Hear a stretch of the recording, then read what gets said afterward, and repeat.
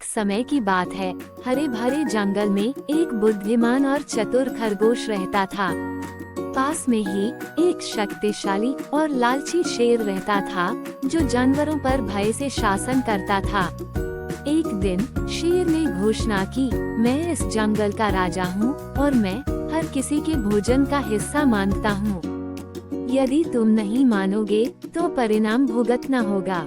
जानवर परेशान थे, लेकिन चतुर खरगोश के पास एक योजना थी। वह शेर के पास आया और बोला, हे शक्तिशाली शेर, हम आपके शासन का सम्मान करते हैं, लेकिन हमारी एक परंपरा है। प्रत्येक दिन एक जानवर आपको वफादारी के प्रतीक के रूप में अपना भोजन देता है। कल मेरी बारी है। शेर इस व्यवस्था से प्रसन्न होकर सहमत हो गया। हालांकि चालाक खरगोश का शेर का भोजन बनने का कोई इरादा नहीं था। उस रात खरगोश ने अन्य जानवरों को इकट्ठा किया और अपनी योजना साझा की। अगले दिन खरगोश ने शेर को घास का एक स्वादिष्ट दिखने वाला कटोरा पेश किया। यह एक विशेष व्यंजन है जिसे लायन डिलाइट कहा जाता है।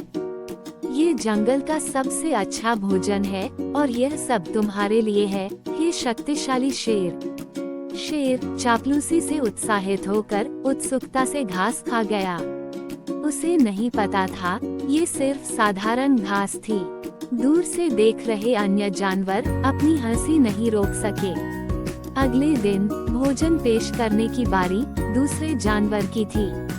खरगोश ने प्रत्येक जानवर को कुछ रुचिकर चीज देने के लिए मना किया था, जिससे शेर का भोजन कम आकर्षक हो गया था।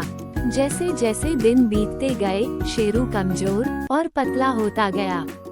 एक दिन शेर ने खरगोश से पूछा, मुझे अब स्वादिष्ट भोजन क्यों नहीं मिल रहा है?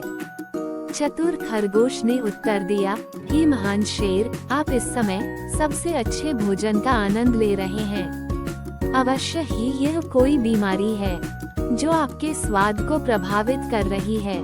मैं जंगल में गहरे पाए जाने वाली एक विशेष जड़ी बूटी का सुझाव देता हूँ, जो आपकी भूख को बहाल कर देगी। शेर अपनी ताकत वापस पाने के लिए बेताब था। उसने खरगोश की सलाह मानी और जंगल में चला गया। इस बीच अन्य जानवरों ने अपनी आजादी का जश्न मनाया।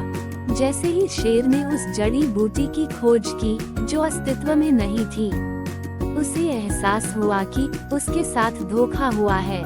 थका हुआ और भूखा वह वापस लौटा और देखा कि जानवर बिना किसी डर के खुशी से रह रहे हैं। अनुभव से अभिभूत शेर ने खरगोश की चतुराई को स्वीकार किया और निष्पक्षता से शासन करने की कसम खाई।